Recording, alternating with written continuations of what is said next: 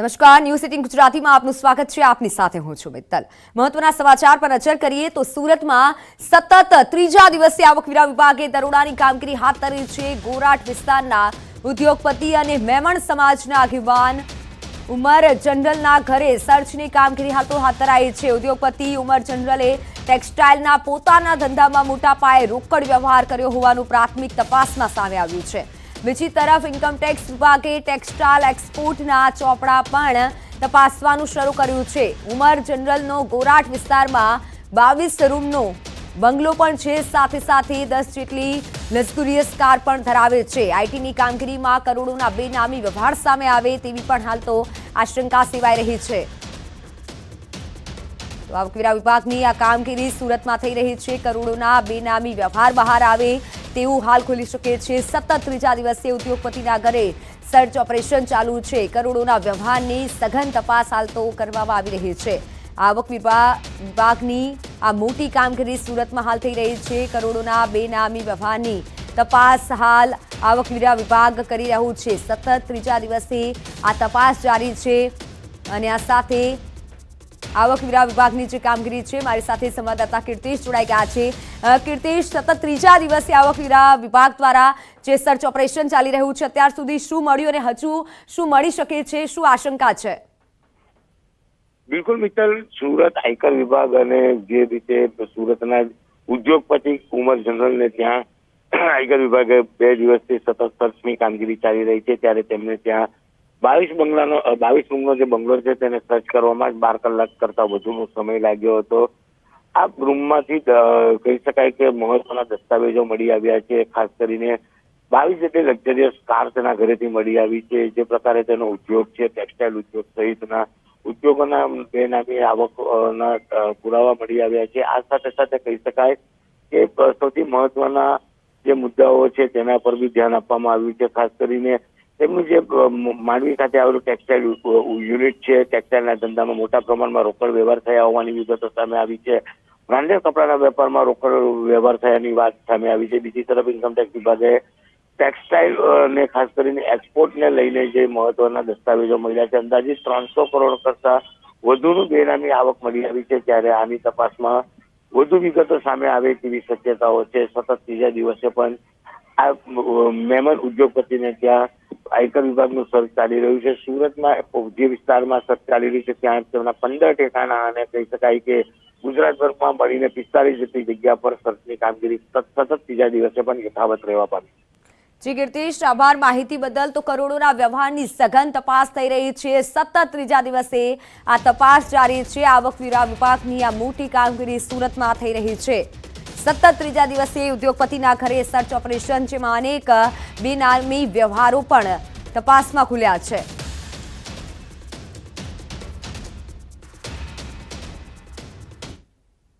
તો હવે વાત કરીએ ડબલ ઋતુમાં ડબલ રોગચાળાની.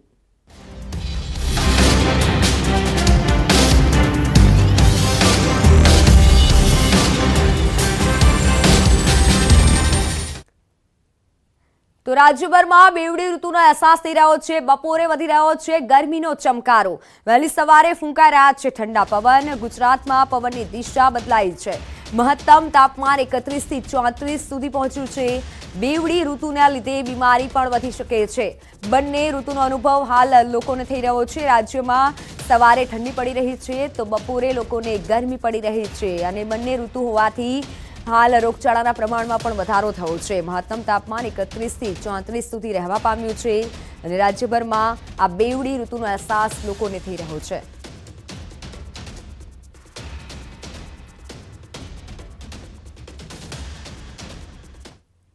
અને સમાચારો પર નજર કરીએ તો ગુજરાતમાં શિયાળો હવે વિદાય લે તેવા તરફ છે. ત્યારે હવે ધીમે ધીમે તાપમાનમાં પણ વધારો થઈ રહ્યો છે. રાજ્યમાં હાલ એવી ઋતુ ચાલી રહી છે કે જેમાં વહેલી સવારે કે રાત્રે બહાર નીકળો તો ઠંડી લાગે અને બપોરના સમયે નીકળો તો ગરમી લાગે. હવે તાપમાનમાં અચાનક વધારો થઈ રહ્યો છે. ત્યારે ઋતુ ચક્રમાં થયેલા ફેરફારના કારણે રાજકોટમાં રોગચાળો વકરી રહ્યો છે. લોકો વાયરલ ઇન્ફેક્શનની ઝપેટમાં આવી રહ્યા છે, જેને લઈને આરોગ્ય વિભાગની ચિંતા વધારી દીધી છે. તાવ, શરદી, ઝાડા ઉલટી, મેલેરિયા, ચિકનગુનિયા તેમજ ડેન્ગ્યુના સતત વધતા કેસને લઈને મનપા આરોગ્ય વિભાગની ચિંતા વધી છે.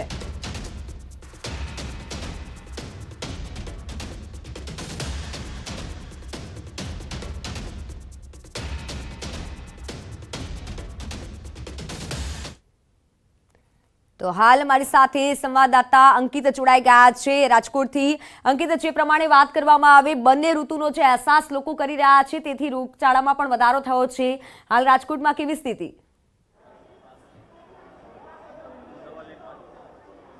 ચોક્કસ ખાસ કરીને વાત કરવામાં આવે તો રાજકોટ શહેરમાં હાલ મિશ્ર ઋતુનું વાતાવરણ હોય તેવું લાગી રહ્યું છે। આજની જો વાત કરવામાં આવે તો આજરોજ લઘુત્તમ તાપમાન છે તે 15 ડિગ્રી સેલ્સિયસ નોંધાયું છે, જ્યારે કે આજરોજનું જે મહત્તમ તાપમાન છે તે 31 ડિગ્રી સેલ્સિયસ છે તે નોંધાશે।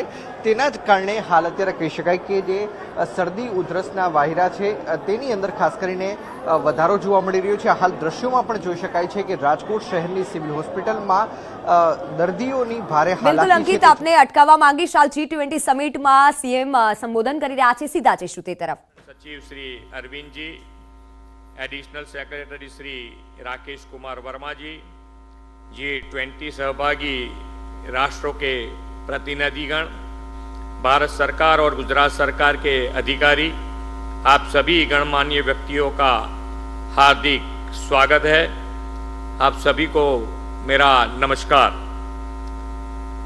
हम सभी के लिए यह गर्व की बात है कि G20 की भारत प्रेसिडेंसी के प्रेरणा स्रोत, वैश्विक नेता, विजनरी लीडर और भारत के यशस्वी प्रधानमंत्री श्री नरेंद्र भाई मोदी एक बार फिर विश्व के सबसे लोकप्रिय नेता बने हैं।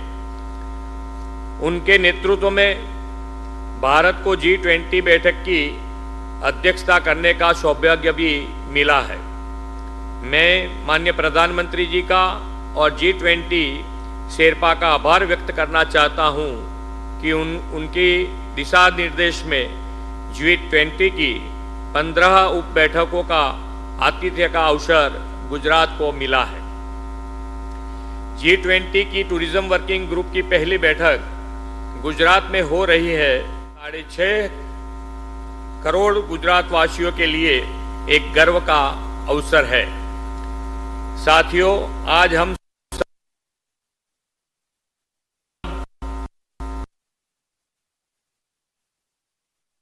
पहले भयावह भूकंप की त्रासदी को झेला है। G20 समिट के एक सहभागी राष्ट्र तुर्की ने भी हाल ही में भूकंप की तबाही का अनुभव किया है। इस भयावह तबाही में अपने जान गंवाने वाले तुर्की वासियों के प्रति हम अपनी संपूर्ण संवेदना प्रकट करते हैं। साथियों, आज जहां हम सब मौजूद हैं, वो वही धरती है जो 2 दशक पहले विनाशकारी भूकंप से तबाह हो गई थी। उस भयानक भूकंप से तबाह हो गई थी। उस भयानक त्रासदी में हजारों लोगों की जान चली गई थी और लाखों घर बर्बाद हो गए थे। भूकंप की त्रासदी से पूरा कच्छ जिला तबाह हो गया था, लेकिन गुजरात के तत्कालीन मुख्यमंत्री के रूप में श्री नरेंद्र भाई ने अथाक परिश्रम किया और उनके मार्गदर्शन और उनकी दूरदर्शिता के कारण कच्छ जिला एक बार फिर उठ खड़ा हुआ है और अब यही तीव्र गति से विकास की राह पर आगे बढ़ रहा है। आदरणीय श्री नरेंद्र भाई ने आपदा को अवसर में बदलने और विकास की प्रतिबद्धता के साथ कच्छ को एक बार फिर जीवंत बना दिया है। प्रधानमंत्री ने कच्छ में औद्योगिक विकास के साथ साथ टूरिज्म की अपार संभावनाओं को भी महसूस किया। उन्होंने कच्छ में रणोत्सव कार्यक्रम शुरू किया, जो आज दुनिया भर के पर्यटकों के लिए एक प्रमुख आकर्षण का केंद्र है। माननीय प्रधानमंत्री ने कच्छ के रेगिस्तान को टूरिज्म विश्व के मानचित्र पर महत्वपूर्ण स्थान दिया है। कच्छ नहीं देखा तो कुछ नहीं देखा, यह टूरिज्म की पंच लाइन बन गई है। साथियों, आप सभी श्री नरेंद्र भाई मोदी की प्रेरणा से अस्तित्व में आए कच्छ में निर्मित स्मृति वन स्मारक के दर्शन भी करने जा रहे हो। टूरिज्म वर्किंग ग्रुप की बैठक की 5 प्राथमिकताओं में से एक ग्रीन टूरिज्म भी है। कच्छ में आए भयानक भूकंप में अपनी जान गंवाने वाले मृतकों की स्मृति में बना स्मृतिवन ग्रीन टूरिज्म का एक प्रमुख उदाहरण है। इस स्मृतिवन में 50 चेक डैम के निर्माण और 3 लाख से अधिक पौधों के रोपण से ग्रीन टूरिज्म को एक नई दिशा मिली है। भारतीय संस्कृति विश्व की प्राचीन संस्कृतियों में से एक है। भारत की अध्यक्षता वाले G20 का તો નજર કરીએ અન્ય સમાચારો પર તો જે પ્રમાણે રોગચાળો વધ્યો છે અને રાજકોટની ખાસ કરી વાત કરવામાં આવે બેવડી ઋતુના કારણે રોગચાળામાં વધારો થયો છે। મારી સાથે સંવાદદાતા અંકિત જોડાયેલા છે, વધુ વિગતો તેમની પાસેથી મેળવીશું। અંકિત, જે પ્રમાણે વાત કરી રહ્યા હતા કે રાજકોટમાં પણ રોગચાળાએ દેખા દીધી છે, વધારો થયો છે, હાલ કેટલા કેસ સામે આવી રહ્યા છે રોગચાળાના?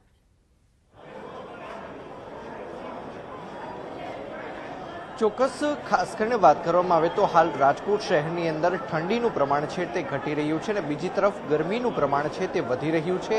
આજના દિવસની જો વાત કરવામાં આવે તો રાજકોટ શહેરની અંદર લઘુત્તમ તાપમાન છે તે 15 ડિગ્રી સેલ્સિયસ નોંધાયું છે, જ્યારે કે મહત્તમ તાપમાન છે તે 31 ડિગ્રી સેલ્સિયસ છે તે નોંધાવાનું છે અને તેના જ કારણે રાજકોટ શહેરમાં હાલ અત્યારે મિશ્ર ઋતુનું વાતાવરણ હોય તેવું લાગી રહ્યું છે।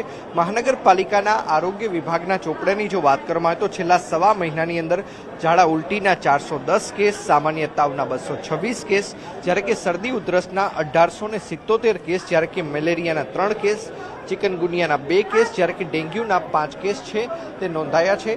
જોઈ શકાય છે કે લોકોની મસમોટી લાઈન છે તે હાલ અત્યારે રાજકોટ શહેરની સિવિલ હોસ્પિટલ ખાતે જોવા મળી રહી છે। ચોક્કસ સિવિલ હોસ્પિટલ દ્વારા અહીં મહિલાઓ માટે તેમજ ખાસ કરીને સિનિયર સિટીઝન માટે જુદી જુદી લાઈન છે તે પણ કરવામાં આવી છે। અહીંયા કેટલાક લોકો પણ ઊભા છે, આપણે તેમની સાથે વાતચીત કરીશું। શું કહેશો, શેના માટે આપ અહીં આવ્યા છો, કયા નિદાન માટે? હું યલો ફીવરની રસી લેવા માટે આવ્યો છું। ચોક્કસ, તો અહીંયા બેન પણ છે, આપણે તેમની સાથે પણ વાતચીત કરીશું। શેના માટે આવ્યા છો બેન? મેં મારા ઘરવાળાને ઓલા પડખામાં દુખે છે ને, પડી ગયા તો એટલે એના હાડકા દવાખાને આવ્યા છે અમે સિવિલમાં। ક્યારે કેટલા વાગ્યાના ઊભા છો, ક્યારે આવ્યા છો? હું હમણાં જ આવી હજી. ચોક્કસ, તો અન્ય લોકોની સાથે પણ આપણે વાતચીત કરવાનો છે તે પ્રયત્ન કરીશું। શું કહેશો, શેના માટે આપ અત્યારે અહીં આવ્યા છો, ક્યાં નિદાન માટે? યલો ફીવરની વેક્સિન માટે। મોટા ભાગના લોકો છે તે યલો ફીવરની વેક્સિન માટે અહીં આવ્યા છે। શું કહેશો કાકા, શેના માટે આવ્યા છો? કમર દર્દમાં, કમર દર્દ। કેટલા સમયથી ઊભા છો? 5 જ મિનિટ થઈ છે। શું કહેશો કાકા, શેના માટે આવ્યા છો? ગોઠણ દુખાય એટલે 2 કલાકથી ઊભો, હજી વારો નથી આવ્યો। કેટલા સમયથી ઊભા છો 2 કાકા? કલાક થઈ। ચોક્કસ, તો કેટલાક લોકો હમણાં જ આવ્યા છે, કેટલાક લોકો છે તે 2 કલાકથી ઊભા છે, તેમ છતાં તેમનો વારો નથી આવ્યો તેવું તે લોકો કહી રહ્યા છે। ભાઈ પણ છે, તેમનો કેસ પણ નીકળી ગયો છે। શું કહેશો, શેના માટે આવ્યા છો? આપણે છોકરીના ઓલા પગમાં ગાંઠ થઈ ગયા એના માટે આવ્યા। કેટલા સમયથી ઊભા હતા? લગભગ અડધી 1 કલાક જેવું થઈ ગયું। ચોક્કસ, તો કેટલાક લોકો છે કે તેમનો અડધી કલાકની અંદર પણ વારો આવી જાય છે। હું કેમેરામેનને વિનંતી કરીશ કે તે સ્ત્રીઓની બાજુની લાઈન પણ બતાવવાનો પ્રયત્ન કરે। જોઈ શકાય છે કે કઈ રીતે સ્ત્રીઓની પણ મસમોટી લાઈન છે તે અહીં જોવા મળી રહી છે। સ્ત્રીઓ છે તે પોતાના નાના નાના જે બાળકો છે, ભૂલકાઓ છે, તેમને લઈને અહીં આવી છે। ખાસ કરીને આ જે લાઈન આપ જોઈ રહ્યા છો તે બાળ રોગના સારવાર માટેની લાઈન છે, સાથોસાથ પૂર્વ પ્રસૂતિ અને સ્ત્રી રોગના કેસની આ લાઈન છે, જેના કારણે મોટી સંખ્યાની અંદર અહીંયા જે સ્ત્રીઓ છે તે હાલ ખાસ કરીને જોવા મળી રહી છે। બીજી તરફ જે બીપીએલ કાર્ડના ધારકોની જે દર્દીઓ માટેની લાઈન છે તેમજ જેલના કેદીઓ માટેની પણ લાઈન છે તે અહીં જોવા મળી રહી છે। જી બિલકુલ, આભાર સમગ્ર માહિતી બદલ। તો હાલ હોસ્પિટલો દર્દીઓથી ઉભરાઈ રહી છે, કારણ કે જે બેવડી ઋતુ છે તેનો લોકો અહેસાસ કરી રહ્યા છે ને જેથી રોગના પ્રમાણમાં પણ વધારો થયો છે। સામાન્ય તાવના કેસમાં પણ વધારો થયો છે, શરદી ઉધરસના કેસમાં પણ વધારો નોંધાયો છે। તો શહેરીજનોમાં રોગચાળાથી જે શહેરીજનો પરેશાન થયા છે, રાજકોટના આપણે દ્રશ્ય બતાવીએ કે જ્યાં હાલ હોસ્પિટલો દર્દીથી ઉભરાઈ રહી છે, કારણ કે બેવડી ઋતુના કારણે રોગચાળાના પ્રમાણમાં પણ વધારો થયો છે।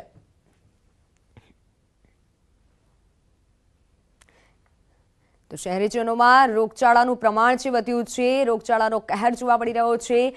ઝાડા ઉલટી સામાન્ય તાવના કેસમાં વધારો થયો છે, 226 સામાન્ય તાવના કેસ સામે આવ્યા। શરદી ઉધરસના 1877 કેસ રાજકોટમાંથી સામે આવ્યા છે, જ્યારે મેલેરિયાના 3, ચિકનગુનિયાના 2 કેસ સામે આવ્યા છે અને ઝાડા ઉલટીના 410 કેસ નોંધાયા છે। બંને ઋતુના કારણે લોકો હાલ પરેશાન થઈ રહ્યા છે।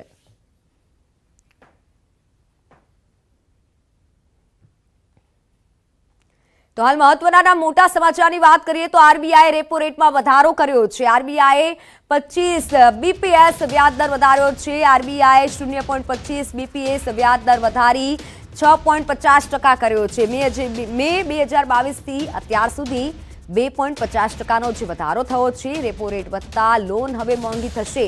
તો આરબીઆઈ રેપો રેટમાં મોટો વધારો કર્યો છે અને આ વધારો થતાં જ and domestic air passenger traffic posted robust year-on-year growth. Domestic air passenger traffic crossed pre-pandemic levels for the first time in December 2022. Rural demand continues to show signs of improvement as tractor sales and two-wheeler sales expanded in December. Several high-frequency indicators also point towards strengthening of activity. I have listed out some of the high frequency indicators which show improvement and strengthening of activity in the footnote of my statement. As you know, the statement will be uploaded in the RBI website. So if you are interested, you may like to have a look at it. Investment activity continues to gain traction. Non-food bank credit expanded by 16.7% as on January 27, 2023. તો હાલ સમાચારમાં સમય થયો છે વિરામનો।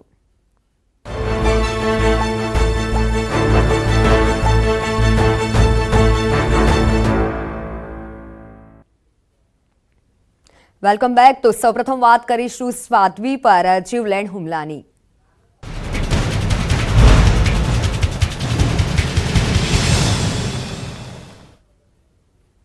તો જૂનાગઢમાં સાધ્વી જયશ્રીકાનંદ પર હુમલો કરવામાં આવ્યો છે। સાધ્વી જયશ્રીકાનંદ પર તલવારથી હુમલો કરવામાં આવ્યો। ગિરનાર ક્ષેત્રના પીઠાધીશ્વર પર હુમલો કરાયો છે। અનેક સાધુ શિવગીરીએ આ હુમલો કર્યાનો આરોપ છે। જૂનાગઢ પોલીસે બિલખા તરફથી શિવગીરીની ધરપકડ કરી છે।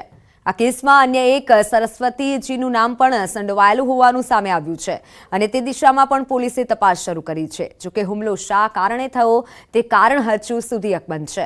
મહાશિવરાત્રી નજીક છે તેવા સમયે જ સાધ્વી પર હુમલાથી હાલ જૂનાગઢ સહિત સર્વે સાધુ સમાજમાં ખળભળાટ મચી ગયો છે।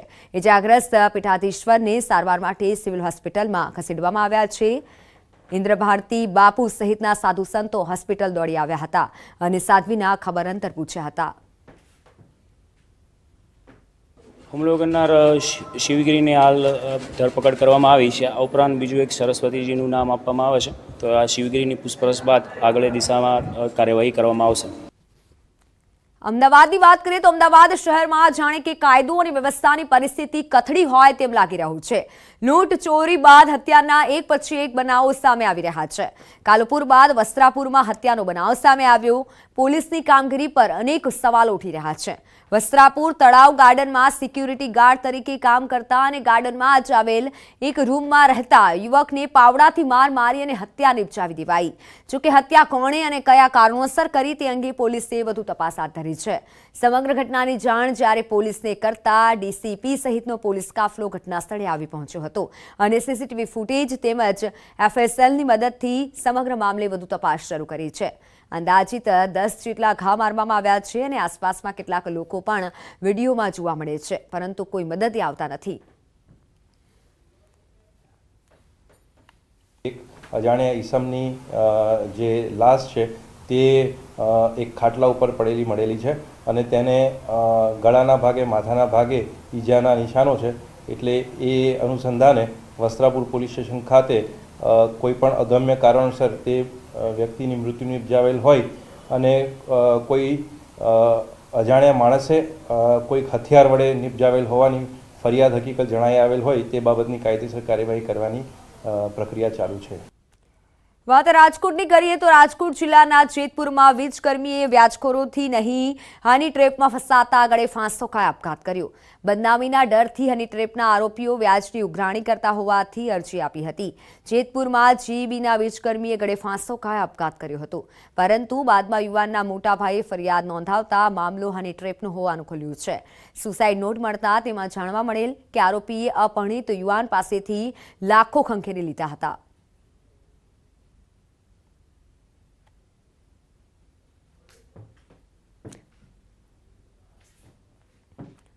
તો સમાચારોમાં હાલ બસ આટલું જ. મને રજા આપશો. નમસ્કાર.